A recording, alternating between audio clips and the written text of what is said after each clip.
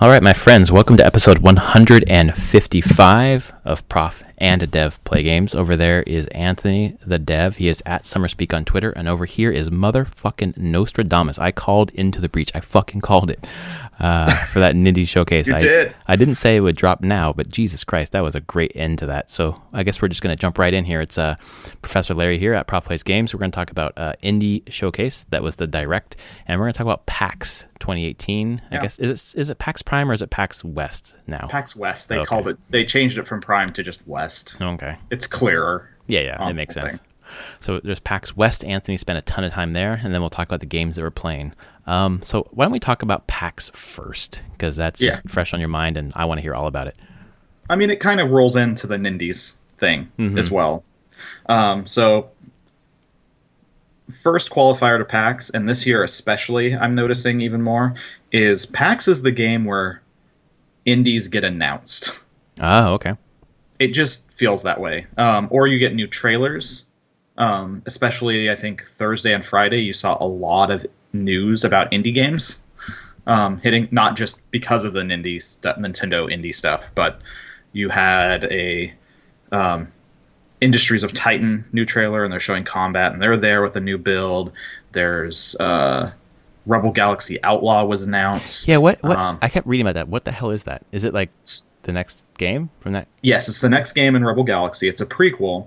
So Rebel Galaxy was like the naval combat in space, kind of like Black Flag's Assassin's Creed naval combat, right? But on like a spaceship, and you're using big capital ships and fighting. This one is a space sim, basically dogfighting. Oh, but it's set. I was talking, the great thing about PAX, you can talk to the creator. I was sitting there with Travis Baldry is his name. He made the Torchlight games as well. Oh, awesome. He's a founder of Runic and the whole thing. Funny note, PopCap almost bought that company. That's why I know him. We had a whole mixer. We came very close. I don't care if I'm breaking NDAs anymore. That was like 13 years ago. Yeah, so whatever. A while ago. Yeah. 12 years ago. But he left and he did this whole Rebel Galaxy. He left Runic many years ago to do Rebel Galaxy. And so this is one where he's like, all right, I want to make an actual like dogfighty flight sim in the vein of Wing Commander Privateer. So it still has a bunch of stuff of going to different planets and space stations and trading goods, and you can be a pirate if you want to. You can just kind of freely go around the universe doing what you want to do, with a very populated universe of NPCs and aliens and merchants and other factions and gangs. So I was talking to him. It looks gorgeous. You can paint your ships. You can, in the game, press a button to buy a 3D print of your ship. Oh, damn. Okay. And so just send it to the printer and you pay them. And it comes to you. Awesome. They had one at the kiosk on their booth the second day. They had a printed ship, and it was big and heavy. So this was not cheap 3D printing at all. So that's a thing. But those were announced. Then a lot of other stuff got kind of caught up in the Nintendo indie spotlight with announcements like Untitled Goose Game, which is amazing. And you played it, right? I did play it. It's amazing. Is it amazing ironically, or is it really actually a good game? It is really good. It is ironic, yes. But it's all the trappings of kind of... Honestly, when I look at it, I'm like, this is Assassin's Creed. I mean, it's stealth. It's stealth gameplay, trying to steal crap, trying to distract people to do different things so you can get by. It has all the trappings of that stealth genre, and it's just not as punishing because you don't die. Right. They just chase you off. You're a goose. Yeah. And you're just a goose. You're an asshole. Yeah, that's kind of the impression that I got. It's hilarious. And the honking is really good. The animation is great. Like... It was drawing crowds constantly through the show. And is that the actual... They had one booth in Nintendo, like you could play it in the Nintendo booth. But then they had like, it was them and the Firewatch team actually shared a booth. But people were basically just gathered around the Untitled Goose Game area, just watching the entire time. And is that hilarious. The actual title? I don't know. Oh, okay. I was talking to the dev there, and he's like, I don't know. Oh, okay. Because it could be. It's getting a lot of buzz with that title, so. Yeah, I right at this point, I'd be like, don't change it. It's kind of funny. Right. It's not going to be a long experience. I think he said it would take like 3 or 4 hours total. It'll be a number like 3 or 4 different levels. That sounds perfect. It's just a small bite-sized thing that I don't think will outstay its welcome. Mm-hmm. Is the key point. And by the end of it, you'll have an entire village that hates you. So perfect. You're a goose. Yeah. I've always wanted to live out my goose fantasies, so this is perfect. I know that one. And it looks nice. Like it's kind of cell shaded, right? Yeah, it's like low poly, some cell shading going on. The animations are really nice, though. Like I said, the goose actually animates really well. Do you know the pedigree of the team behind it? Nope. Okay. Nope, not at all. The guy, the person at the booth was just like, I don't know, just had an idea of like being a goose is kind of annoying. So what if there's a game about annoying people? And really did have thought, like, what if you remove a lot of the trappings of certain genres and replace it with this other, like, non-violent theme on top of it? How drastically does that change the feel of what you're doing? And it does. You're doing the same stuff, but it changes the emotion and how you feel while playing. Right. So that was pretty cool. I'm trying to think of others. I didn't see it, but back to it. It's just like when I'm there, I see all these giant, enormous booths from like Capcom. It's the same Capcom booth or part of the Capcom booth we saw at E3. It's the same facade. I mean, they just shipped it up here. Right. Same with Sony. Sony was doing a bunch of Spider-Man. It's just a smaller version of their E3 booth. Nintendo had new stuff, which was great. Well, especially coming out the heels of that Nindies Direct. So. Yeah, they had it was an interesting setup. I mean, it was definitely still. I mean, they had Smash and Mario Party, which was a separate line than getting into the booth proper that had the Nindies, which had 1, 2, 3, 4, like 6 Nindie games, and then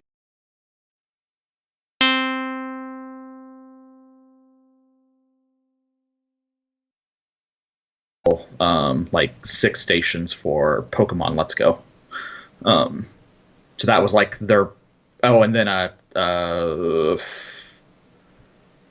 would say a 4-up kiosk of Diablo 3, but then like one side just had 4 switches hooked together, where everyone was just playing multiplayer on 4 switches on one side. Oh my god! It's just like local over. Yeah, it's not even like connecting to Wi-Fi or anything, right? It was just connecting directly through Bluetooth or whatever the switches can talk to each other with. Right. Yeah, they just had that there. So their booth had new content, but it was similar to the E3 booth. They could just swap in new games. Right. But everything else, you're just like, wow, this is the same. But the Sega booth was the same. So I guess there's, on one hand, you spend a lot of money on the booth, so you want to reuse them, but also you probably don't have the same traffic, so maybe they don't know. And so it's all the same from the big publishers. Yeah. What do you have different at PAX? You have a ton of indies. A ton. Because PAX gives air. There's always the indie mega booth. Right. Which, fine. But then the very top floor of PAX is much smaller booths, and you just get a ton of indies up there. Which I'd call like the mid-size indies. So that's where Untitled Goose Game is, and like Firewatch and Rebel Galaxy was up there. That's where, what else did I play up there? Some of the smaller publishers are as well, like the indie publishers, and the PAX 10 that has a bunch of newer stuff. So, I mean, PAX really, and it's just more and more, it's just shown that this is the place you go to see those weird indie games. Well, it's also nice. It's a place that's kind of devoid a bit of big AAA announcements, so it makes sense for the indies to kind of fill that in. And they do, and I'm just realizing how much more fun I have with that. Because there's a lot of fun stuff to see and weird stuff. Games you would never even expect. You're like, yep. Like more risky stuff, huh? Yeah, risky. Like Boyfriend Dungeon was there. Yeah, I saw a picture of that in yours or someone else's Instagram feed. So good to watch. Oh my god, that game looks hilarious. It looks awesome. I'm interested in playing that game for sure. I Um, need a boyfriend. Everyone needs a boyfriend. yeah, and actually, that's the thing with it. Talking to one of the owners of the company, I don't know exactly her specific role in the game. She definitely designs it. I just don't know if she codes as well. Um, but I was talking to her a bit about it, and she was talking about how I mean, it's a straight up RPG, like Yeah, right. action RPG, but how much whenever you throw the trappings of a dating sim into it, but still have that action RPG, very masculinity side of game, how much you can get away with like normal players and like push, like they don't even bat an eye to like gay romance, like all gender fluidity Right. stuff in there. Like, nope, it's fine, whatever. Man, I Like- fucking cannot wait for that game. Like, Yeah, so it's just like that's the thing. They call it boyfriend dungeon, but she's like, yeah, it doesn't really matter. There's like the daggers are a woman. There's all genders are represented, and so I kind of feel like boyfriend dungeon is kind of a misnomer. yeah, It's right. really but it's just not you're dating your weapon. That's the game, Right. and your weapon can be anything, right. pretty much. Yeah, it looks hilarious. I mean, dating sims are fun, but I find the gameplay not interesting. So to mix it Yeah. with a genre whose gameplay I really fucking love, if it feels tight. Did you play it? Did you say, or you just saw it? No, I didn't get to play it. Okay. They only had 2 stations to play, and it was booked most of the time. I Okay. just was standing in the booth, like their little 20 by 5, 10 booth, 10 by 5 booth, Right. just standing there watching. I wonder just if it's talking. coming to Switch. Do you happen to know what consoles it's coming to, or what is it just? They have PC? not announced. Okay. Okay. The only thing that I will say is, so how I got in the Nintendo booth was ex-PopCapper Kirk Scott, who did the Nindy. Yeah, the guy who did the this Yeah, I recent mean, I worked presentation. with him at PopCap. Like, I know him somewhat well enough. Like, we're at least on good terms. And he was like, "That's how I got in the Nintendo booth." That's so awesome. He was like, "Yeah, go in there and just play. It's fine." But where I had met him was him going through the Mega booth. I kind of seen what there was. I mean, that's his job. right. Like talking to these people, seeing which games would be good to have on Switch. So people see him coming in, they're like, "Hey, come over here, check this out." Yeah, I'm sure. Front Like, of the line. and especially, I mean, he's talked about it, like going that with the Switch being as popular as it is, it's kind of easy to get really high quality indie content on the Switch. Everybody wants to be on it right now. Yeah. Yeah, jeez. As you can see, when it got announced, he was like super excited that like Hyper Light Drifter was coming to it. Yeah. And like not Risk of Rain. Which that will probably come to it eventually, but Yeah, Risk of Rain 2 was actually in the Indie Mega Booth. really? Okay. Drastic departure. It's a 3D game, Oh shit. like a third-person action game. Same mechanics of Risk of Rain, but just in a 3D low poly world. Interesting. Yeah. But he was saying it's just like there's a lot of good stuff, and he's like, there's a lot of good indie things, and the Switch is a great platform for it, even if it's stuff that's already been on the PC. Right. People rebuy to have it portable. So yeah, it's getting a lot of traction. I'm hoping that Boyfriend Dungeon comes there. I'm hoping a lot of these games come there. Every time I see an indie game now that I want, I'm thinking I want it on Switch. And with Hollow Yeah. Knight and Into the Breach specifically, I held off buying them on PC, thinking they probably will come to the Switch, and they did, and it was a good payoff. Yeah, I think you'll see more. It's just going to continue, and I think like we have a game like Supergiant with Pyre. Mm-hmm. So they put Bastion and Transistor coming to Switch. I will Yay, Transistor. rebuy Transistor. Hell I'm yeah. sure. Oh my god, totally. I don't know if I'll rebuy Bastion. I've only bought Bastion once. But Transistor totally. And the only reason I'm pretty sure Pyre's not on the Switch right now is because it's exclusive to Sony for like a year. Oh, okay. So it might come afterwards. Yeah, and because I'm sure they're like, yes, let's put that on there. I did get confirmation from another friend that's like, he's told me, he's like, you really need to go back and continue to play it. Mm-hmm. He's like, I am so close to like a couple, like a major switch of the game. Oh, okay. And he's like, it's mechanically and narratively really cool. Oh, cool. And I'm like, okay, I just need to play a couple more of its games progress the story just a little bit more and Right. see where this goes, because he says there's a number of twists to the story, and it really starts to branch more. That's pretty cool. And I'm like, oh, I really need to revisit this. I can't remember whatever derailed me on it, but something did. Something else came out. I know that you were Yeah. playing it, and then a couple weeks later, you're not. Well, I think Yeah. it was during the time, I thought, when we started Chrono Trigger as well. Could have been. I don't remember. Maybe not. But, I was thinking today how many games I've started this year and haven't finished because I jumped into something else. So Yeah. it just happens, man. Our Yeah, there's a backlogs are lot. huge. Yeah. So that was most of my stuff at there. Like other indie things. Today I was there with my kids and I played this game. God, was it Fogo? Fogo. Is it Fogo? I gotta get this right. It's a split controller game. So it's a co-op where you each control one half of the controller. Oh, kind of like Overcooked. Yeah. Not that. It was in it, but you're a two-headed dog. Okay. Dog game. Fogs, not Fogo. Fogs. Mhm. Phogs. Oh, of course. And I played that with my son, and it was hilarious. We played through the demo, and Awesome. my daughter thought it was the cutest game ever. It's a puzzle game. Like you're grabbing onto things with one head and stretching certain ways to pull different switches, but holding on. Like, but the thing when I got done with it, I was like, okay, what platforms is this on? I was playing it on a PS4 controller, but it was still just hooked to a PC. Mm-hmm. I think it's out on Steam right now, and they're like looking at platforms, and I'm like, okay, probably most of them. I'm like, this is a game that should be on the Switch. Each person just has one Joy-Con. Right. This would work amazing, and I hope it does, because yeah, my son really enjoyed that one. What else did I play or see? Astroneer was there, looking really good. I have a friend who works on Astroneer, Nice.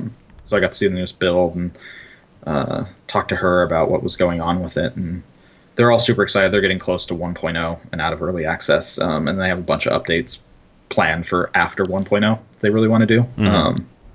So it's definitely one that I'm going to keep my eyes on. Said Risk of Rain 2. There's this thing called game. It was kind of hiding in the back corner. I only got to see it today finally. It's called Elemental Space. Mm-hmm. And I'm like, oh, that at first, because I think I saw the sign at one point. I'm like, oh, it's a space game, whatever. I'll move on. Like I have other things, and it's a big crowd.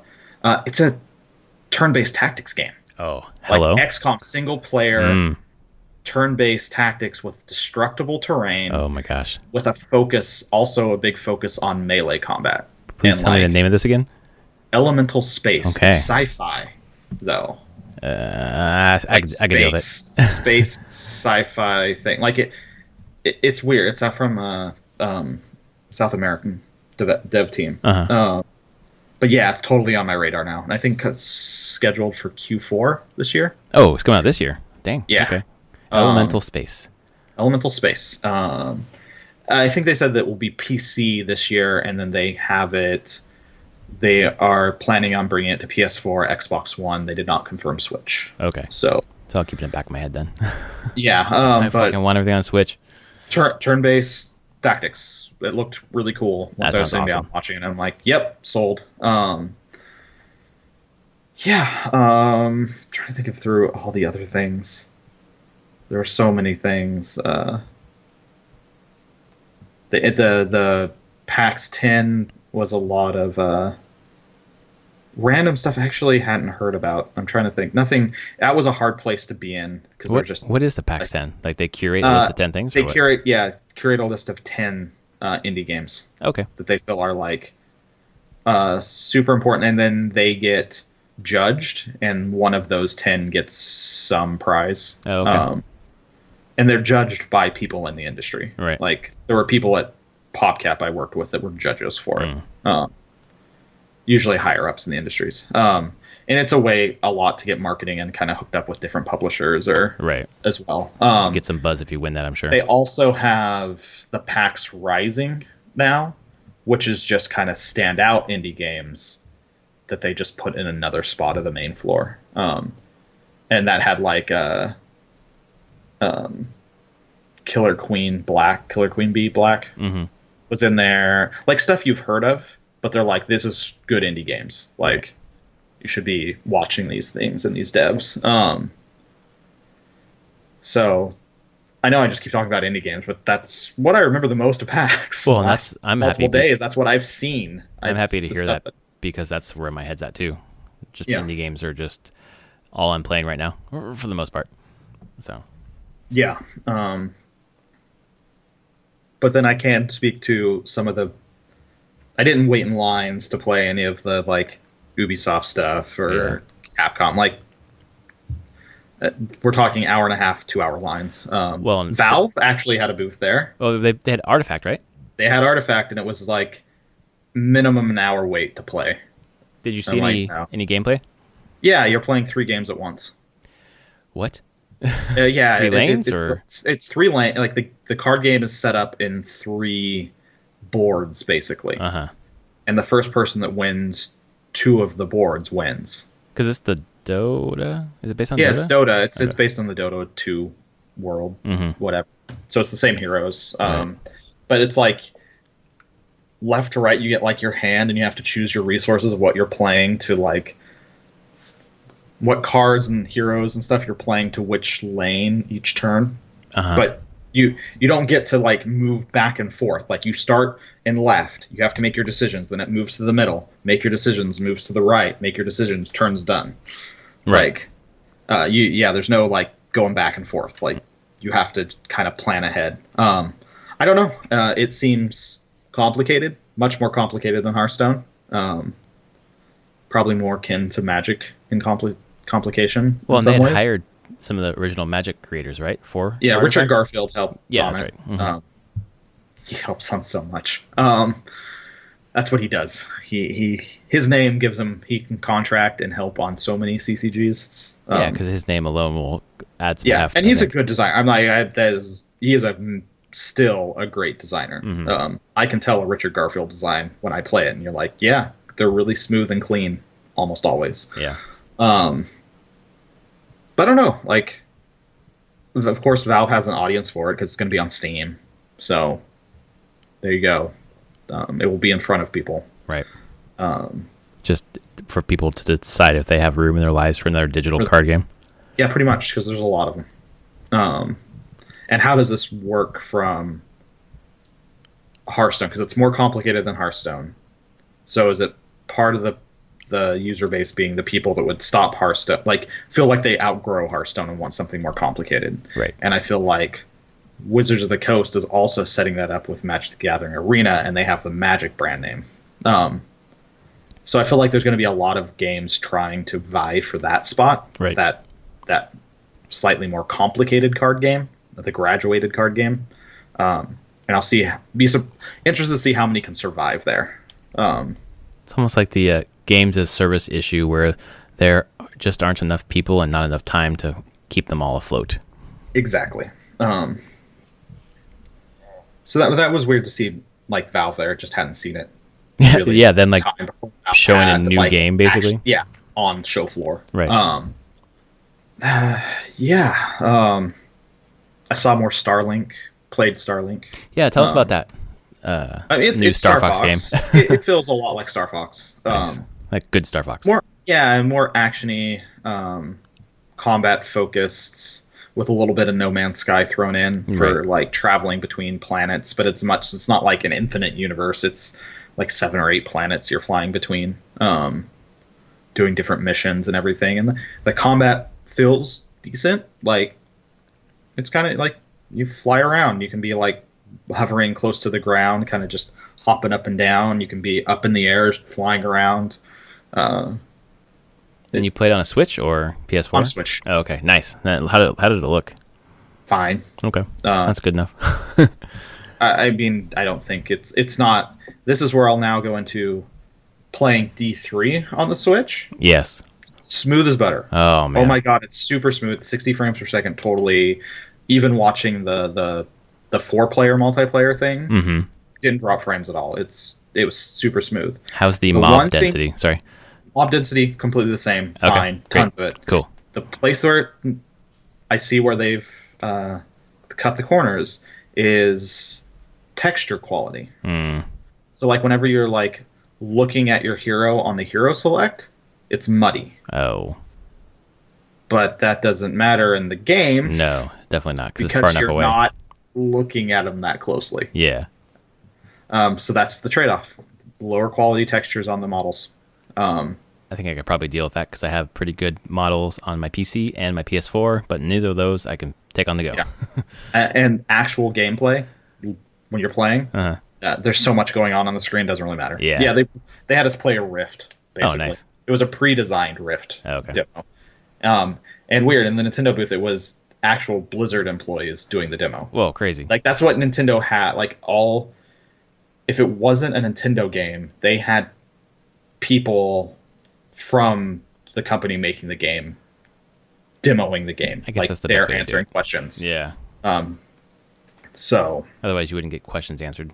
yeah, so it was a number of Blizzard people walking, people playing through D3. No release date, right? No, I didn't even ask. Yeah, they wouldn't have said, I'm sure. Yeah, they were pretty tight-lipped about things. Played Goose Game, watched people play Hyperlight Drifter, Starlink, and then I did Pokemon Let's Go with a Pokeball controller. Oh, shit, how'd that feel? The Pokeball controller felt really good. Oh, nice. Like, I was shocked. I was like, this thing's gonna. When you see it, you're like, is this cheap plastic or whatnot? You hold it, it's solid for one. Really good weight. It feels like it's not like cheap plastic. It has kind of like a slightly rubberized coating on it, so it really sticks to your hand really well. Nice. The joystick feels really good. It has lights and sounds. I'm just like, wow, and it has weight. It has haptic feedback. All the HD rumble stuff. Dang. So Okay. like the thing is a Joy-Con. Someone's gonna beat Dark Souls with that thing. You fucking know it. Yeah, it only has 2 buttons though, so it's gonna be a little hard. I think didn't someone beat Dark Souls with like the fucking Donkey Kong drums? Probably. Yeah, I'm pretty sure that happened. So they'll figure out a way. they will for sure. They'll but I played wile it. their way through Blighttown. I was pretty happy about it. Like, it's Pokemon Go capture mechanics, like, but you just gesture with the Pokeball or Joy-Con, easy enough. But the actual gameplay is like it's a remake of Pokemon Yellow from the Game Boy Color, and so it has the normal Pokemon trainer battles, things like that. It can be played co-op with multiple players, 2 players. They have to stay on the same screen. There's like the primary player who controls the camera, and the other person needs to stay on the camera. But you can wander around as 2 different trainers. So you might play with your son? Yeah, totally. You can totally do that. It looks good. It definitely starts laying the groundwork for next year's main Pokemon game in the series of like going like, what's that going to look like on the Switch? And it's going to look pretty good. It's going to look pretty good. Well, I'm sure all the Pokemon fans are going to be really excited about that. Yeah. That's pretty cool. I mean, that's just going to sell like fucking crazy. All this stuff is just going to sell like crazy. Let's just be honest. Yeah, I know the Let's Go one's definitely going to, but yeah, it's good. They have hits on their hands coming up, which is this has been such an interesting year for Nintendo, with mostly ports, and then this Let's Go, and then Smash, and then next year, who knows? But probably a lot more first party. Oh shit, I forgot about that. It's next month, October. Soon. Yeah. Mm-hmm. I mean, they're going into the fall with a lot of stuff. Yeah, and then a lot of indie stuff too. Yeah, now padding it out all throughout. And it's like, okay. Well, I feel like the indie stuff has done a really good job of keeping it afloat. Not afloat, but like that's for me. It's been the highlight so far because obviously I had a Wii U because I'm a real Nintendo fan. I'm just kidding. But I played those games, so I didn't need to buy them again. So the indie games have been the thing that's been most interesting to me. So. Yeah, what a great system. What a great mix of games. Yeah. It's what the Vita should have been, I think, if there was more first-party support. And let's be honest, the Vita, though, was a long time before the Switch. Yes. So, a little bit before its time in a lot of ways. Yeah. And it was much more expensive, honestly. Well, those fucking memory cards. Yeah, for people just going like, it's just a handheld. At least, so the Switch, I mean, I play it almost exclusively in handheld. Yeah, me too. But there is something to be said that it's like, no, it's also a real console that plugs into your TV. Yeah. And that is great for my kids at times. And yeah, so they can watch honestly, for me, like it's just is the great bridge of the two, and it works. But yeah, trying to think of anything else from PAX. Fortnite was huge there. Oh my god, so much Fortnite. They had a mini golf course built in one part of the convention center. Dang. And then they had this enormous what I thought was projected, and you're like, that's way too clear to be projected. It was just LCD panels. We're talking like 40 or 50 feet tall. Dang. Just one Fortnite match? Yeah, it was just streaming. Like they had bean bags out. It was like they took over a parking lot next to the convention center. Shit. And just like put this like crazy LCD LED screen thing up. And then people could just sit there and watch like a tournament that was going on. Whatever was happening this weekend. Because there was a tournament. I knew that. Oh, okay. That game is still a juggernaut, man. It is, and they were spending a lot of money to do this. Yeah. I don't know. It's PAX. It's crazy. I'm exhausted. I saw cool stuff. I'm glad to be home. Well, we're glad that you went. Our intrepid reporter could tell us everything that you saw. And do you the have main any thing, other questions about things? just Diablo 3. Like you answered all my questions. It's Diablo 3. Yeah. And it plays really well. That's fucking awesome. I'm so excited to get my hands on that, which is crazy because I think I've bought that game 3 or 4 times now. 360, PC again, and then PS4. So 4 times so far. Yeah, this will be my 3rd time. Yeah, you're a saner man than I am. Yeah, and this will have all the DLC. Right, everything up in the Necromancer. I don't actually have the Necromancer on the PC. I have the Necromancer on the PS4. Yeah. Pretty good. I mean, I know it's $60, but for all that stuff, it's still, I think, a pretty good deal. Yeah, and if anyone wants to think about, like, hey, is Blizzard doing something with Diablo? So there, of course, Activision didn't have a booth at PAX 1. Mm-hmm. Like, Activision's just not at PAX. But Blizzard took over a restaurant a few blocks away from the convention center and they Diablo themed it somewhat, not a ton, but it was just like a Diablo, like, let's do raffles and stuff there. Right. But they had treasure goblins around the convention center that if you could get, they would show up, a guy completely in a treasure goblin costume, like crazy good costume, and you could get like stickers and loot and prizes, like they're giving away Switches and TVs. Oh, and dude, stuff like what that. the fuck? That's awesome. But this is the thing. For a franchise that is just a Switch version, yeah, they're doing an awful lot. I'm just saying. Like, BlizzCon might be interesting.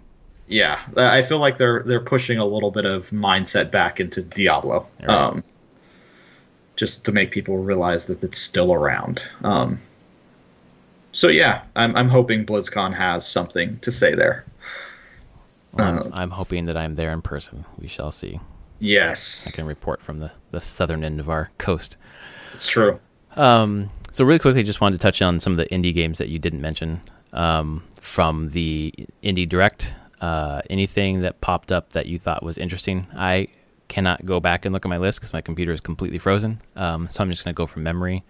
I know the first one was Hyperlight Drifter. Is that something that you're going to revisit on handheld, or you had your fill? I don't know. Yeah. There's a part of me that really I don't think it's an immediate thing. Yeah. It's definitely one that's like, oh, if there's a sale for it, I'll probably pick it up again. Uh-huh. Because I do like it. I like the aesthetic and the music and the gameplay. I really enjoy it. Right. It's just not on that high list of like, I need to replay this again. Like, the experience is going to be roughly the same. So no, that one, it's cool, and I'm glad it's coming out. That's not one I'm going to play. Oh, another one I saw there that I didn't get to play was the like puzzle game, Tetris-y, Dr. Mario dungeon crawler thing. Uh-huh. I was watching people play that, and that was a weird one. I'm intrigued because I'm a fan of that type of game, and it's definitely a different take on the like Dr. Mario style puzzle fighter kind of mechanics. Yeah, it's interesting. They managed to add another like layer to that kind of age-old formula. Yeah, Like the Tetris stuff coming down, but you have some sort of dude on the bottom grabbing things with the hook and jumping around. yeah. So that was cool to see. Was anything else that really stood out in there for me? There was one for me, and I can't tell you what it's called because I can't use my computer, but it's the mechanics were like puzzles, like puzzle fights, and then in between was like story, like almost like a graphic novel, not graphic novel, a visual novel. Okay. It's about the world next door or something like that. Of the ones that I didn't know about, that one was the most intriguing, like the new ones to me. I thought that was interesting. And then obviously Hyperlight Drifter at the beginning and Into the Breach at the end. That was kind of like the three that... They announced Sword and Sorcery as well. Right. Which I love the sound and just the environment of that. If it's relatively cheap, I might pick that up again. Mm-hmm. Yeah, because I experienced that on an iPad probably. An iPad a long time ago. Yeah. So, yeah. Cool. Well, that kind of wraps up our PAX. It was a good one. Yeah, PAX and Indie Talk there. There's so many indie games. It's awesome. Well, I'm glad you're able to go to PAX. Thanks for grabbing me some shirt. I did. I didn't tell you the second one. No, you didn't. I'm looking forward to not knowing until it arrives. Okay, I won't let you know. Yeah. As long as it's not none of the colors that you said no. It's not pink. It's not orange. It's not red. Thank you. So I think you'll like it. I'm excited. It's not a Hollow Knight shirt because I know you have a Hollow Knight shirt. Exactly. And they had another one there, but it was very similar to the one that you had, like very similar. Oh, okay. So I was like, I don't know if you really want two of the very close to the same shirt. Not really, no. Yeah. So you got the Shovel Knight one, right? Got you a Shovel Knight one. That one looked really cool. Which I thought was probably the best of the Shovel Knight ones they had there. Yeah, it looked really cool. Got you a Diablo 3 pin. Oh yeah, I'm so excited. That's awesome. I'll wear it. Then one more shirt. Awesome. Can't wait to get those. Thank you so much for doing that for me. I appreciate it. So why don't we jump into what we are playing this week? Not stuff you played at PAX, obviously. We talked about that stuff. But anything that you've been playing for leisure? So let's see. I went over for PAX on Thursday. Mm-hmm. So I had stuff Thursday night. What did I play Monday, Tuesday, Wednesday? Hollow Knight. That's right. Yes, tell me all about it. I did not get to take my Switch with me, so I was not able to play Switch while I was out of house for PAX. So, where did I get in Hollow Knight? I got the Dash. So okay, you beat Hornet. I still can't. I can't. Is that the Hornet? Yeah. The needle, throws the needle and stuff. Yeah, the woman. Yep. Or maybe the woman. I don't know. Yeah, I think she is. I don't know about gender in that game. Yeah, I'm I pretty guess sure it's just she's completely portrayed as female, I think. Yeah. So I beat her. Nice. It was a fun fight. It took a couple tries, but kind of got the pattern down. Understood what was going on. Right. Did that, and now spent some time exploring again. Because the exploration. I mean, that game is exploration. Right. Haven't looked at any guides. Just kind of seeing where I can get to now. But by process of most elimination, I know I need to go. There's down, basically. Correct. My one piece of advice for you, without spoiling anything, people who have gone down and fought, it's basically a trio of 3 of the same kind of character. Once you beat them, you get an upgrade that's really important. It's the wall jump. Please beat the wall jump. It's the wall jump, yeah. Because I need the wall jump. I see where you wall jump all over the place. And I'm like, where's the wall jump? I need it. Yeah, once you get that, it really opens up a lot of the game. Kind of my thing is like, play it until you get to that point and you're wall jumping. If you're still not into it, you probably won't be. But that's just when it started singing. Okay, so after you get that, there's a point where you can go left. Don't. Okay. That's the place just where people, I mean, do whatever you want, but when people have gone left, it's turned into some tedium that they could have avoided by not doing that. So okay. That's just a piece of advice. Do whatever you want. Other piece of advice that you're not asking for, but whatever. If you have a chance, before you go too much further, try to farm 1800 Geo and buy the lantern. Where do I buy the lantern? Right in Dirtmouth. That's from Sly. He sells. Oh, really? Yeah. So if you can, I mean, I don't mean like just stay on the screen and like keep farming until you get it, but just try to save your money until you get that. Okay. Because then it makes exploration a lot less frustrating. That you're going to be heading to sooner than later. Okay. But does the lantern? There's a place that was very dark. Yep.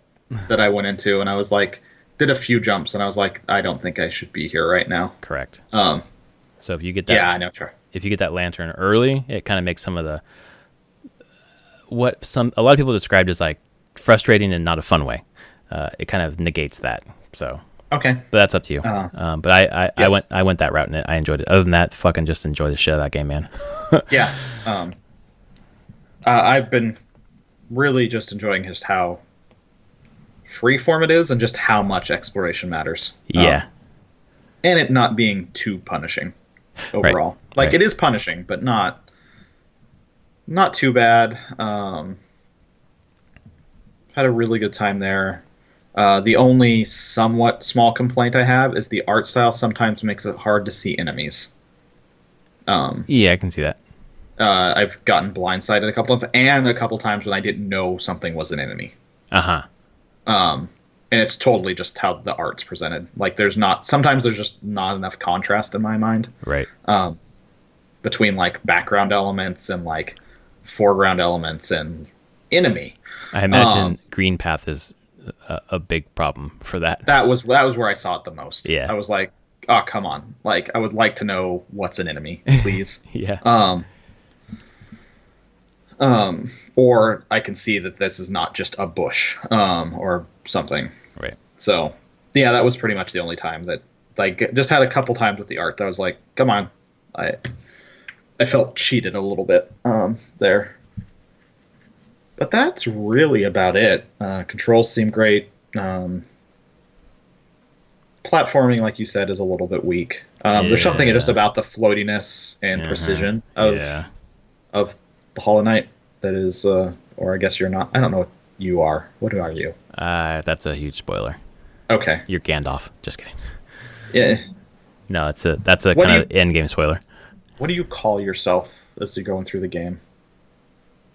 What do people refer to you as? I think they call you something. They call you a ghost or something? You know what? I should know that. I don't. I think they reference you as something. They do. It's like, it's, fuck. I don't remember. But either way, like, yeah, going through it is that, like, just learning as you go has been great. Do you have any charms yet? I do have charms. I'm trying to think of the ones that I use. I've got like 4. You probably have like. I got one that gives me more soul quicker, which helps a lot. I was definitely using that one. And the compass probably, and the compass, because the compass is like one of the first ones you get. Yeah. So I haven't swapped it. I actually have another one now. I have like 2 or 2 more. The one that lets you collect money when it comes to you. Yes, there's the money one, and I have one that's like you're armored when regaining health. Oh yeah, using the Stalwart health. Shell, I think that's what it's called. Yeah, I think those are the ones I have right now, but I haven't swapped any around really at the moment. I like the regaining health mechanic. I like the soul mechanic quite a bit. Oh man, it's so good. It makes it like much more bearable. Yeah, less punishing, I guess. Yeah, I mean, it's easy to like kill some guys, and you're like, oh, I'm at like 2 health. Let me just get myself back up to like 3 or 4. Right. Kind of balance. It's a nice mechanic of just keeping yourself balanced as you're going through a place. Trying to think of other things that have been stand out, like the finding the stations to fast travel around was great. Yeah. I don't know. Like it's just been a fun game. There's a lot of stuff to just find, and I know that there's even more for me to find. Oh man, you're just like at the very tip of the iceberg. I know. Oh shit, man. If you like if you like that stuff so far, you are really gonna like the rest of the game. I think. I assume so. Like the only thing that I'm like worried about is if I just get really frustrated with the boss. Well, this is the one thing I was about to say is knowing your tolerance for platforming and I don't know, like platforming bosses kind of thing. Like it could get frustrating. Like I was gonna talk about later, but I'll talk about now. I beat the game for real. Beat the final boss, 89 tries, 89 fucking tries. Yeah. Just. So I will be oh, honest. There's a good chance that like with like the same as Hyper Light Drifter we were talking about before. yeah. I got all the way to the final boss, and then just was like, I'm not going to beat this boss. Like I'm just done. Well, and I could totally get there with this thing and be like, you know what? I'm not going to do it. I don't care. well, and you will absolutely be able to roll credits because when you get to the boss of the kind of regular game or whatever, it's not that hard. It's beating the mega boss that's like fucking so fucking hard. Yeah. And you don't need to do that. I didn't need to do that. I just couldn't stop until I did it. And just like, I swear to God, it was like the greatest feeling I've ever felt in a video game in my life. It was incredible. And just like chasing that high, like I think I talked about a lot with The Witcher, like just chasing that high of like a really great story, like really great gameplay all rolled into one. Like I've been looking for it since then. And honestly, it was Hollow Knight, not so much for the story, but for the gameplay. So I'm glad you like it so far. I think you're going to like the rest. Yeah. And I look forward to playing some more over the next couple days, finally getting back to it. Yeah. Just please keep me abreast of where you are. I loved playing when Brad was playing through it. He was texting me where he's at and what he's doing. It's just like reliving the game again. It just feels good. Oh yeah, thumbs up so far. Yeah, I can't believe it. Only honestly, for sale was less than $10. It's fucking just crazy, unbelievable. This is just a steal. Like this game shouldn't be already this game. Like there's no way this should be this cheap. And so I felt totally great. Like here's $10, buy it, because like I spent $15 on it. And I felt like that was a ripoff. I should give them more. So I bought a T-shirt, bought you the game. Like I want to give them money. They they screwed themselves out of so much money. It's so good. But then they're doing a standalone. The word on the street is that it's the boss you just beat, Hornet. She's going to be the main character that you play as. So that should be pretty fun. Oh, that's cool. Yeah, and they're going to sell that. So I sent you the cosplay picture. Oh my God, that was so awesome. Hollow Knight and Hornet, or whatever the character's name is. I refer to it as Hollow Knight, even though I'm still not sure that's accurate. So who the hell knows? But yeah, I saw a lot of random Hollow Knight merch, like pins and stuff, and she was pretty prominent in all of it. Like I definitely see a lot of people are really drawn to her character, and I'll honestly say I like playing. It's like I was very intrigued by the character off the bat, and the look of the character. It's just a very simple shapes, but really cool looking. Yeah, the way that they, the art style. Like I think I don't know if you saw it or not, but I did a little bit of like a stencil kind of art of Hollow Knight this weekend. Yeah, and just looking at a few different pictures and thinking like it's really simply put together, but just elegant. Like it looks really nice. Yes. So. Oh man, I wish I could tell you more, but there's stuff that's coming up. You're gonna like it. I can't wait. Cool. But yeah, that's actually the only thing when I was playing. That's what I was playing. Excellent, great choice. For me this week, it was Hollow Knight. Of course, I beat the main boss, and it was just like not frustrating in terms of like wanting to like smash my controller, but just like I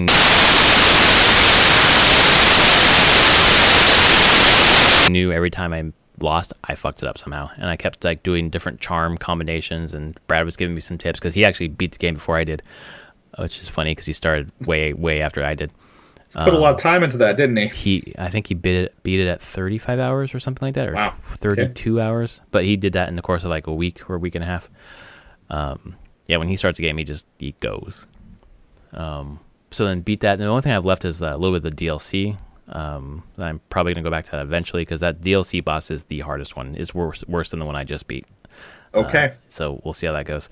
But it was the way that it's structured is you fight Hollow Knight and then you go into something and fight something, and then when you die fighting the something on 1, 2, or 3rd phase or whatever, you go back to the very beginning and fight Hollow Knight again and then go through it again. So it's just trying to like find a charm build to beat Hollow Knight effectively, but also make sure those charms are good for the second boss was a bit of a challenge. But I finally found the right combination, and it felt good because at a certain point I was just like, "Fuck it, I'm gonna look at a guide. What did they use?" And I looked at what they used, and I tried it, and it didn't work for me. So I was like, "Okay, where am I lacking in my skills here? What can augment what I'm doing?" And then I built my own, which felt really good. And then second try, I went there with my own build on the second try, done. Beat him. I was like, okay, well, I should have done that from the beginning.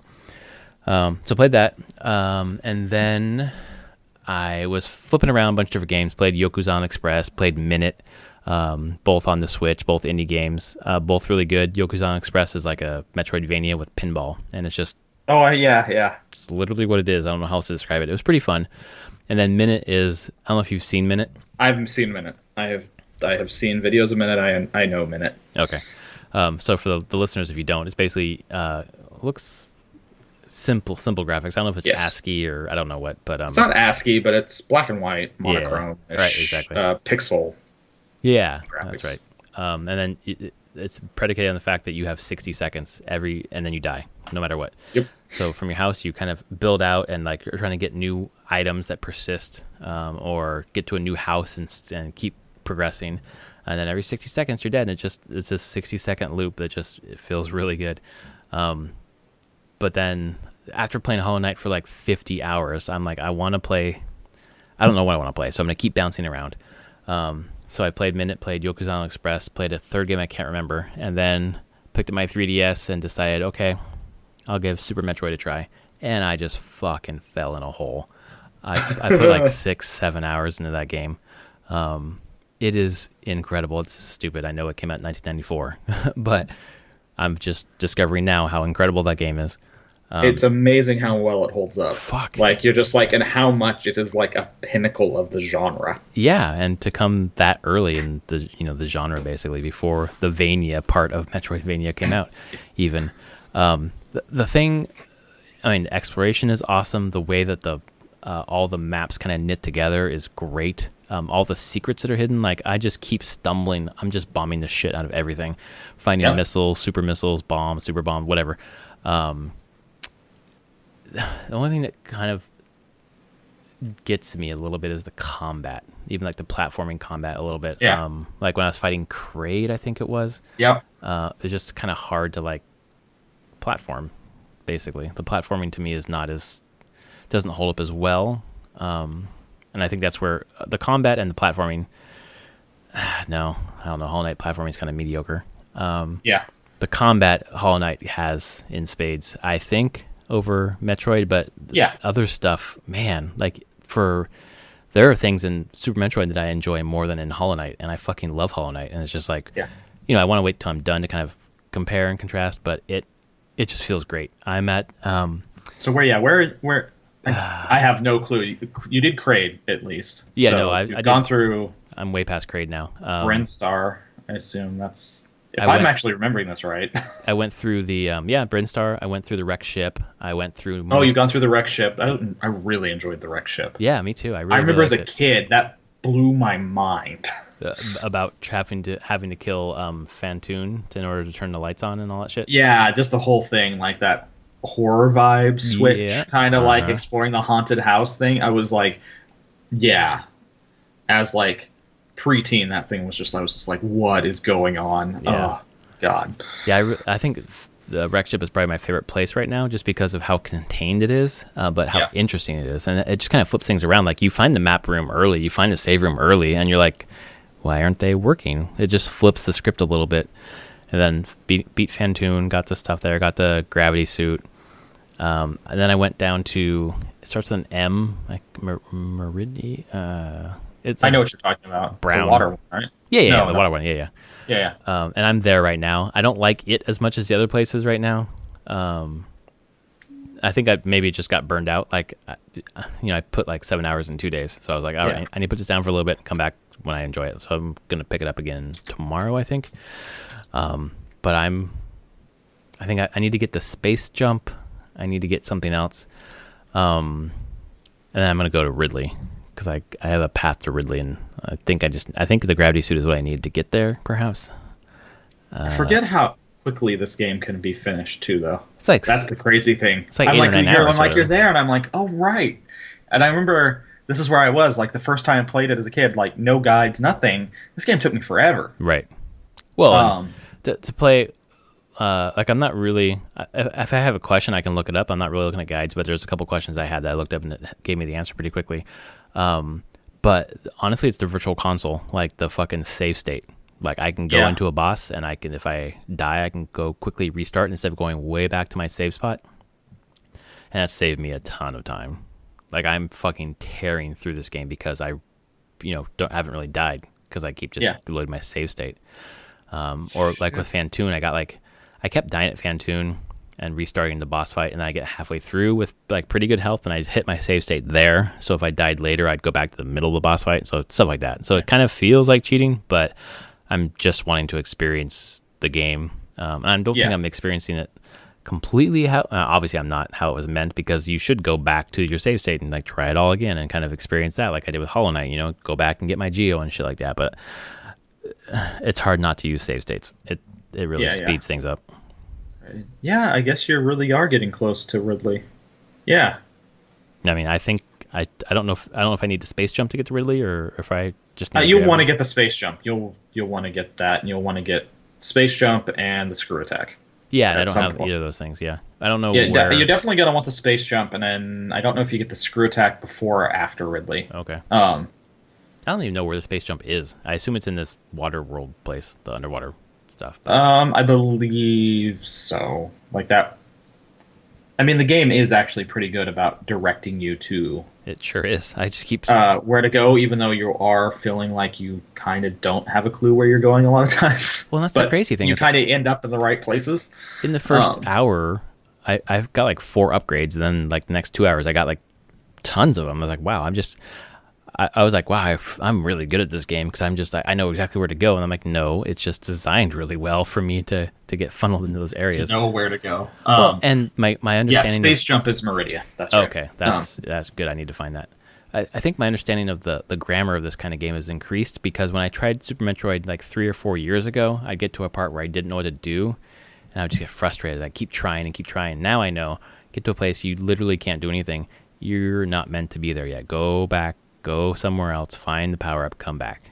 And now that I understand that logic, it makes everything a lot better. And was Meridia the one where you had to use the like super bomb to get in? To get into it? Yeah, I think so. Yeah. To blow up that the green door. No, like the it's like a glass. Oh door. Yeah. There's another way to get into it, but yes. Okay, because I got remember that because I also really like that animation. Like that was a great cutscene. Yeah, I actually. This is just me coming back. I'm just like, oh god, I remember this game so well. There's a reason why I love this game, and it's in like my top 5 of all time. So god, I understand completely now, and I'm hoping to understand more as I beat it. But quickly about the glass tube, I blew it up before I had the gravity suit, and I couldn't jump out because of the water. So I actually went into Meridian, or whatever it's called, Meridian. Meridia. I went in a different way. I can't remember where it was through. Maybe through the wrecked ship, maybe through somewhere else. Yeah.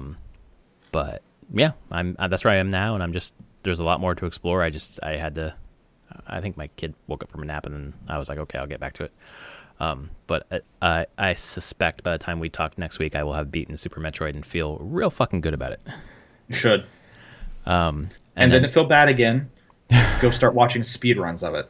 Yeah, that's what Brad said too. He's like, when you're done, just go watch a speedrun. I think it's like an hour to get through, or a couple hours? Or less. It's ridiculous. Fucking crazy. I do also want to see a speedrun of Hollow Knight. How fast someone can get through that. I think there's like achievements. Some people have told me that there's some. My friend who's been playing it up here, who's just as far as you are, said that he's watched videos of like people getting to places crazy early. By using mechanics in weird ways. Yeah. There's a lot of ways you can. He didn't say break the game, because it's not like straight up exploiting the game. It's just doing weird jumps and like bounces and just weird things that get you to places you shouldn't be able to get to. Right. So I'm very curious. I'm gonna wait till I'm much farther in the game, and then when I'm done, I'll watch some speedruns, and maybe that will be the time around Awesome Games Done Quick, and see if they'll have a Hollow Knight That'd be pretty section cool. There. Well, I waited till I beat the game to go back and watch a lore video, and I'm still like, not sure what's happening here. I get like overall meta story, sure, but like the nuance, like, it's a little too vague for me. Sounds like Souls. It really, exactly, just like that. And then the other thing I played this week was just this morning. My daughter woke up super early, and I closed the door to the bedroom so that my wife wouldn't hear her crying when I went down to get all the stuff ready. to come back up and feed her and rock her or whatever. But then she went to bed. She went to sleep pretty quickly. I put her down, okay. But then I didn't want to open the door, and that would probably wake my wife up, so I went downstairs. I'm like, well, down here, might as well play some PlayStation. Turn it on. I'm like, I'm going to play some God of War.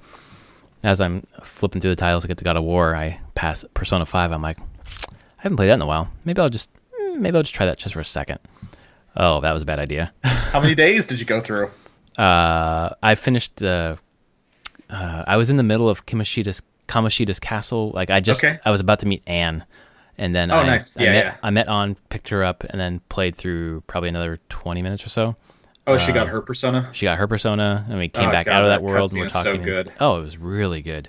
Really good. She just becomes super badass. Yeah.